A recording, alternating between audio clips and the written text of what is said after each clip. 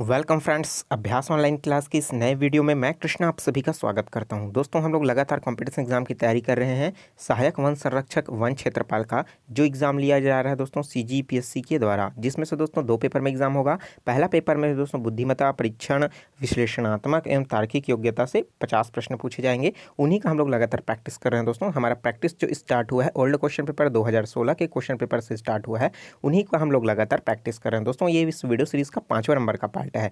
अन्य पार्ट नहीं देखे हो दोस्तों, पार्ट नंबर 4, पार्ट नंबर 3 और पार्ट नंबर 2, पार्ट 1 नंबर 1, तो आप उसको प्लेलिस्ट पर भी जा करके चेकआउट कर सकते हो दोस्तों, आपको देखने को मिल जाएगा। ठीक है, हम लोग लगातार कर रहे हैं ओल्ड क्वेश्चन पेपर। इसके अलावा दोस्तों हम लोग लगातार प्रैक्टिस करते रहेंगे, तो चैनल पर बने रहिए दोस्तों।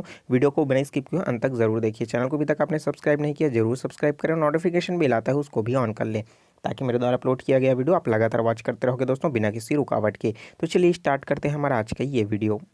लगातार ओल्ड क्वेश्चन पेपर को पर हम लोग दोस्तों नज़र रखे हुए हैं और उसको सॉल्व करने की कोशिश कर रहे हैं। पिछले वीडियो में हमने देखा कि चाल समय दूरी से संबंधित जो क्वेश्चन आया था उसको भी सॉल्व किए थे। उसके बाद है दोस्तों अब अनुपात समानुपात से संबंधित क्वेश्चन आया हुआ है नेक्स्ट में।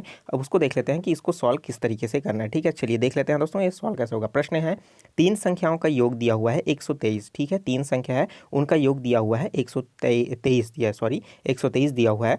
यदि पहली तथा दूसरी संख्या का जो अनुपात है वो 3/2 है तथा दूसरी व तीसरी का अनुपात 5/8 हो, तो बड़ी संख्या हमको क्या करना है, निकालना है। ठीक है, तो दोस्तों इसको सॉल्व करना बहुत ही आसान है। मैं ट्रिकी मेथड बता रहा हूँ, आप आसानी से सॉल्व कर सकते हो। चलिए हम लोग मान लेते हैं पहला हमारे पास जो है दोस्तों संख्या वो क्या है, A है। दूसरी जो संख्या है हमारे पास B है।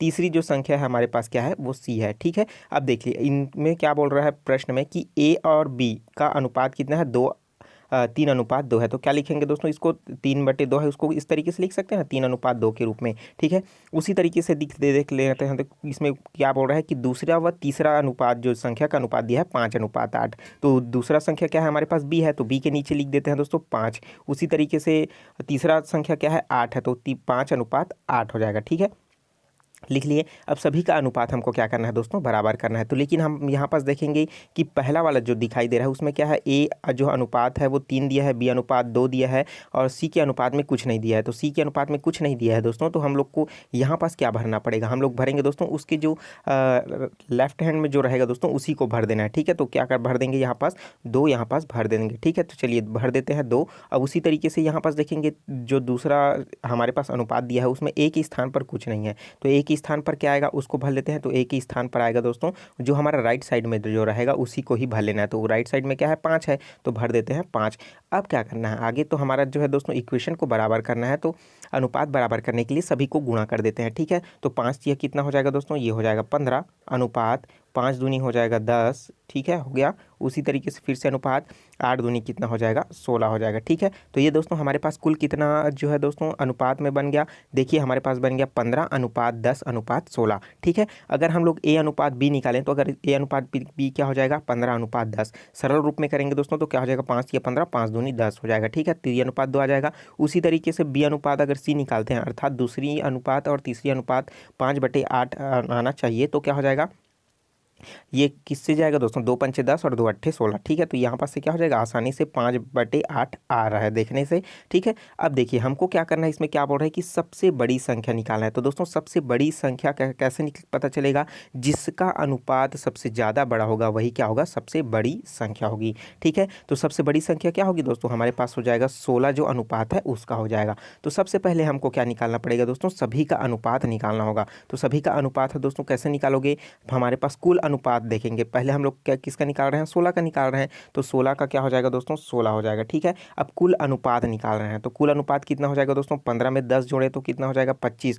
25 में फिर से हम लोग क्या करेंगे दोस्तों, 10 जोड़ेंगे तो 25 10 हो जाएगा 35, 35 10 हो जाएगा हमारा 40, और 40 और एक क्या हो जाएगा, 41 हो जाएगा। ठीक है, तो दोस्तों इस तरीके से क्या हो जाएगा, हमारा यहाँ पास देखने पर हमको पता चल रहा है कि कुल अनुपात कितना हो रहा है। देखिए फिर से जोड़ देता हूँ, यहाँ पास 10 और 15 कितना हो जाएगा दोस्तों, 25 हो जाएगा। ठीक है, 25 में फिर से अगर हम लोग लोग क्या कर रहे हैं, 10 जोड़ेंगे तो 25 10 हो जाएगा 35, और 35 में अगर फिर से हम लोग 6 जोड़ेंगे तो क्या हो जाएगा, 41 हो जाएगा। ठीक है, तो कुल कितना आया दोस्तों, कुल अनुपात हो गया 41। 41 में से हमको कितना निकालना है, 16 का निकालना है। तो और कितने में से निकालना है दोस्तों, सभी का जो योग है वो कितने के बराबर आ रहा है, 123 के बराबर आ रहा है। ठीक है, तो क्या लिख देंगे, गुणा 123 कर देंगे। ठीक है, अब चलिए भाग दे करके देख लेते हैं। तो क्या हो जाएगा, 16 ये जो है दोस्तों 41 जो है कितने बार में जा रहा है, 41 को दोस्तों इकाई इकाई देख लेते हैं। 3 लाना है तो 3 आ रहा है कि नहीं आ रहा है, तो 3 प्लस 41 को 3 से गुणा कर देते हैं। 40 तिया क्या हो जाएगा, 3 एकम क्या हो जाएगा, 3 हो जाएगा, और 4 तिया हो जाएगा 12, मतलब 123 आ रहा है। मतलब 41 एकम 41, 41 तिया क्या हो जाएगा दोस्तों, 123 हो जाएगा। ठीक है, अब 16 एकम 16, 16 32, 16 तिया 48 हो जाएगा। ठीक है, गुणा किए तो कितना आ गया, 48। अर्थात हमारे पास सबसे बड़ी संख्या जो है 16 अनुपात के फॉर्म में है, उसका मान कितना है दोस्तों, 48 है। ठीक है, चूंकि 48 हमको कौन सा ऑप्शन में देखने को मिल रहा है दोस्तों, सी ऑप्शन में देखने को मिल रहा है, तो सी ऑप्शन क्या हो जाएगा, सही हो जाएगा। तो उम्मीद करता हूँ इस तरीके का प्रश्न दोस्तों जब भी पूछा जाएगा आप आसानी से बना सकते हो। ये वाला ट्रिकी मेथड आपको याद रखना होगा दोस्तों, ताकि आप इसको आसानी से सॉल्व कर सकते हो। और इसको याद करने की भी जरूरत नहीं है, अगर आप लगातार प्रैक्टिस कर रहे हो तो आसानी से सॉल्व हो जाएगा। अब चाहो तो स्क्रीनशॉट इसका लेना चाहते हो तो ले सकते हो दोस्तों। चलिए देख लेते हैं अब नेक्स्ट क्वेश्चन। अगर ये चीज़ अगर आपको समझ नहीं आई है तो कमेंट करके दोस्तों मुझे ज़रूर बताइए। उसको इसी तरीके का क्वेश्चन मैं आपको लगातार से प्रैक्टिस कराते रहूँगा, जिससे आपका जो है दोस्तों तैयारी अच्छे से होता रहेगा। ठीक है, और क्वेश्चन अच्छा लगा हो, बताने का तरीका आपको समझ आ गया होगा तो जरूर वीडियो को लाइक कर दीजिए दोस्तों। और चैनल को भी तक आपने सब्सक्राइब नहीं किया, जरूर सब्सक्राइब करें। और जो चीज़ समझ नहीं आता है कमेंट करें, वीडियो को शेयर करें व्हाट्सएप ग्रुप में, फेसबुक ग्रुप में। ठीक है, चलिए देख लेते हैं नेक्स्ट क्वेश्चन। नेक्स्ट क्वेश्चन है दोस्तों क्रमचय संचय से संबंधित प्रश्न है। देखिए प्रश्न थोड़ा सा घुमावदार है, इसको मैं आप क्लियर करके आपको समझाने की कोशिश करता हूँ। ठीक है, थोड़ा सा हुआ है करके ऐसा समझना नहीं है दोस्तों, क्वेश्चन कठिन है करके आपको नहीं समझना है। ठीक है, प्रश्न देख लेते हैं पहले, उसके बाद देखिए। एक समतल में 20 बिंदु है। ठीक है, एक समतल है, अर्थात ये मान लीजिए ये एक समतल है। ठीक है, समतल मतलब प्लेन। ठीक है, वहाँ पास क्या है, एक 20 बिंदु, यहाँ पास कितना है, 20 बिंदु बना हुआ है। ठीक है, चलिए 20 बिंदु बन गया। अब उसमें से क्या हो रहा है दोस्तों, इसमें से 6 जो है संरेख में है। ठीक है, एक क्या है दोस्तों, 6 बिंदु क्या है इसमें, एक सीधी रेखा में है। ठीक है, 6 बिंदु क्या है, लगातार एक सीधी रेखा में। इसमें से होकर कितनी रेखाएं खींची जा सकती है, तो यहाँ से होकर के कितनी रेखाएं ये दोस्तों इसमें खींची जा सकती है, बिंदुओं को मिला मिला करके। तो हमको ये बताना है। ऑप्शन दिया है 196, 176, 175, 191 और इनमें से कोई नहीं। ठीक है, तो क्वेश्चन को सॉल्व कैसे करना है, क्रमचय संचय का है दोस्तों, बहुत ही इंपॉर्टेंट क्वेश्चन टॉपिक होता है, यहाँ से क्वेश्चन उठाता है। ठीक है, तो देखिए इसको सॉल्व करना है। पहले एक बार प्रश्न देखिए, मैं फिर उसको आपको फिर दूसरा स्लाइड दिखाऊंगा। ठीक है, ये देखिए यहाँ पास दिया है एक समतल में 20 बिंदु है, जिसमें से 6 संरेख है, तो होकर के जाता है तो कितनी रेखाएं खींची जा सकती है। ठीक है, तो चलिए इसको मैं बता देता हूँ दोस्तों आपको।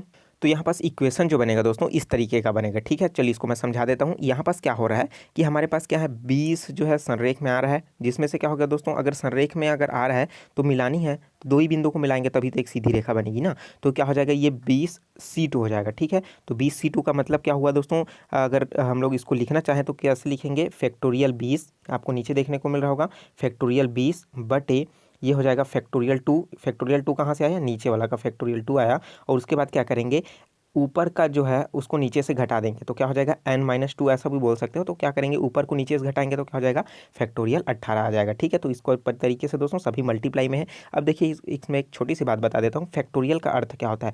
जैसे फैक्टोरियल 20 लिखा है दोस्तों, फैक्टोरियल 20 इस तरीके से भी लिखा जाता है और फैक्टोरियल 20 इस तरीके से भी लिखा जाता है। ठीक है, अब फैक्टोरियल का मतलब क्या होता है, फैक्टोरियल का मतलब क्या हो जाएगा, फैक्टोरियल 20 लिखा है तो क्या हो जाएगा, 20 गुणा 19 गुणा 18 गुणा 17 गुणा 16 गुणा 15 गुणा 14, तो ये डेस डेस डेस डेस तक कहाँ तक जाएगा दोस्तों, गुणा 1 तक जाएगा। ठीक है, तो यही क्या कहलाता है, फैक्टोरियल 20 का मीनिंग है। ठीक है, उसी तरीके से फैक्टोरियल 18 की बात करें तो क्या हो जाएगा दोस्तों, फैक्टोरियल 18 में क्या हो जाएगा, 18 गुणा 17 गुणा 16, तो ये क्या हो जाएगा, डेश डेश डेश 1 तक जाएगा। ठीक है, तो ये समझ आ गया फैक्टोरियल का। अब देखिए उसमें आगे में क्या हो जाएगा फिर से, अब देखिए 6 है, उसके बाद क्या हो जाएगा, 6C2 + 1 हो जाएगा। ठीक है, ये इक्वेशन है दोस्तों, आपको इस चीज़ को याद रखना होगा। ठीक है, क्वेश्चन के अकॉर्डिंग यहाँ क्या हो जाएगा, यहाँ पास ये मान जो है लगातार चेंज होता रहेगा। क्रमचय संचय में बहुत सारे ऐसे नियम होते हैं जिसमें से अलग अलग जो है दोस्तों उसमें लागू होता है। ठीक है, तो चलिए इसको सॉल्व कर लेते हैं। तो यहाँ पास क्या हो जाएगा, फैक्टोरियल 20 है तो फैक्टोरियल 20 हो जाएगा, C2 है तो क्या हो जाएगा C2 है तो 2 का क्या हो जाएगा फैक्टोरियल 2, और यहाँ पास क्या हो जाएगा 20 माइनस 2 करेंगे तो क्या हो जाएगा 18 आ जाएगा। ठीक है, माइनस का माइनस लगा दिए। उसके बाद 6 C2 है तो क्या हो जाएगा फैक्टोरियल 6 अपॉन फैक्टोरियल 2, और क्या हो जाएगा 6 माइनस 2 किया तो क्या हो जाएगा फैक्टोरियल 4 आ गया, +1 का +1 हो गया। ठीक है, अब देखिए इसको सॉल्व करेंगे तो क्या हो जाएगा दोस्तों फैक्टोरियल 18 से लेकर के यहाँ पास देखिए इसको मैं क्या लिख सकता हूँ, फैक्टोरियल जो 20 है उसको क्या लिख सकता हूँ मैं, इसको लिख सकता हूँ ना 20 इंटू 19। ठीक है, उसके बाद क्या हो जाएगा इंटू फैक्टोरियल 18 लिख सकता हूँ ना, फैक्टोरियल 18 लिख दिया। उसके बाद क्या हो गया फैक्टोरियल 2 लिख दिया इंटू क्या हो जाएगा फैक्टोरियल 18 लिख दिया। ठीक है, तो ये फैक्टोरियल 18 से क्या हो जाएगा ऊपर का, ये फैक्टोरियल 18 से 18 कट जाएगा, बचा क्या 19 गुणा 20 बटे फैक्टोरियल 2, वही लिखा गया है यहाँ पास। ठीक है, तो इस तरीके से यहाँ पास लिख दिया गया है। अब देखिए यहाँ पास उसी तरीके से इसको सॉल्व कर दिया गया है, तो यहाँ पास क्या हो जाएगा फैक्टोरियल 6 का दोस्तों फिर से तोड़ेंगे तो 6 इंटू 5 में आएगा, और नीचे फैक्टोरियल 4 के साथ ऊपर के साथ जो है वो कट जाएगा। ठीक है, अब देखिए अब इसको फिर से सरल करेंगे तो क्या हो जाएगा 2 एकम क्या हो जाएगा 2, और 2 दहाई कितना हो जाएगा 20 हो जाएगा। तो 20 गुणा 19 करेंगे तो दोस्तों यहाँ पास क्या प्राप्त होगा 190 हो जाएगा। उसी तरीके से 2 एकम क्या हो जाएगा 2, 2 तिया 6, और 5 तिया क्या हो जाएगा जब गुणा करेंगे तो आ जाएगा 15, और +1 क्या क्या क्या है हमारे पास +1 ही है। ठीक है, अब देखिए अब क्या करेंगे यहाँ पास 19 190 माइनस 15 करेंगे तो क्या हो जाएगा हमारा आ जाएगा दोस्तों 175 आएगा, +1 है तो क्या करेंगे 1 जोड़ देंगे तो कितना आ जाएगा दोस्तों 176। ठीक है, तो कितने रेखाएं खींची जा सकती है दोस्तों 176 रेखा खींची जा सकती है। तो चलिए देख लेते हैं और क्वेश्चन में, तो 176 है दोस्तों, हमको हमारा आंसर आया है और ऑप्शन देखने को मिल रहा है बी ऑप्शन में, तो बी ऑप्शन क्या हो जाएगा सही हो जाएगा। तो क्वेश्चन जो है दोस्तों थोड़ा सा है घुमावदार है क्वेश्चन, अगर आपको समझ आ जाता है तो आप आसानी से क्रमचय संचय से आप इसको सॉल्व कर सकते हो। ठीक है, चलिए देख लेते हैं नेक्स्ट क्वेश्चन। नेक्स्ट क्वेश्चन भी बहुत ही इंपॉर्टेंट है और इस तरीके का दोस्तों प्रश्न लगातार पूछा जाता है। ये रिश्ते नातेदारी से रक्त संबंध से प्रश्न है। प्रश्न है मुकेश ने एक फोटो की ओर इशारा करते हुए कहा कि वह मेरी भाई के। ठीक है दोस्तों, इस तरीके का जब भी प्रश्न पूछा जाता है तो अपने ऊपर ही लेना है। ठीक है, तो यहाँ पास क्या बोल रहा है कि मुकेश ने एक फोटो की ओर इशारा करते हुए कर रहा है। ठीक है, तो आप जो है एक फोटो की और जो है इशारा करते हुए आप समझो तो आप आसानी से सॉल्व कर सकते हो। अब देखिए आप एक तस्वीर की ओर इशारा कर रहे हो और आप बोल रहे हो कि वह मेरे भाई के पिता की, तो वह जो है तस्वीर वाला जो फोटो है, ठीक है, वह आपके भाई मतलब आपका भाई हुआ और आपके भाई के पिता, आपके भाई का पिता मतलब दोस्तों आपका ही पिता हुआ। अब उस पिता की पुत्री का बेटा है, मतलब उस अब आपके ही पिता का पुत्री है, मतलब वो क्या हुई, वो पुत्री कौन है आपकी बहन है, और आपकी बहन का ही क्या है उस पुत्री का बेटा, मतलब आपकी बहन का बेटा है। तो आपकी बहन का बेटा को आप क्या बोलोगे। ठीक है, तो मुकेश का फोटो वाले व्यक्ति से क्या संबंध है, तो दोस्तों इन दोनों के बीच क्या होगा मामा भांजा का संबंध होगा ना। तो यहाँ पास का ऑप्शन में देखने को मिल रहा है क्या कहीं पास मामा भांजा कुछ नहीं दिखाई दे रहा है, तो हमारा क्या हो जाएगा इनमें से कोई नहीं वाला जो है ऑप्शन है क्या हो जाएगा सही हो जाएगा। ठीक है, तो कौन सा संबंध आया दोस्तों यहाँ पास मामा भांजे का संबंध आया। तो क्वेश्चन एक याद आ गया दोस्तों जो छत्तीसगढ़ से रिलेटेड क्वेश्चन है कि मामा भांजा का मंदिर कहाँ स्थित है, तो वो है दोस्तों बारसूर में स्थित है। क्वेश्चन बहुत बार पूछा जा चुका है तो क्वेश्चन याद आ गया तो मैं आपको बता दिया। तो बारसूर में कहाँ क्या स्थित है, मामा भांजा का मंदिर स्थित है। ठीक है, तो क्वेश्चन कैसा लगा दोस्तों, क्वेश्चन तो ठीक ही था और इस समय का क्वेश्चन थोड़ा टफ आ सकता है, तो प्रिपरेशन आपको लगातार करते रहना। ठीक है, और वीडियो तो कैसा लगा दोस्तों कमेंट करके मुझे जरूर बताइए। अच्छा लगा हो तो लाइक कर दीजिए और चैनल को अभी तक आपने सब्सक्राइब नहीं किया जरूर सब्सक्राइब करें, नोटिफिकेशन बेल आता है उसको भी ऑन कर ले, और वीडियो को ज़्यादा से ज़्यादा शेयर करें व्हाट्सएप ग्रुप में, फेसबुक ग्रुप में, इंस्टाग्राम में, स्टडी मटेरियल ग्रुप में, ताकि इस वीडियो का फायदा भी सभी लोगों को मिल सके। मिलते हैं नए वीडियो में नए जानकारी के साथ, तो मुझे दीजिए इजाजत। Take care, all the best, Jai Hind.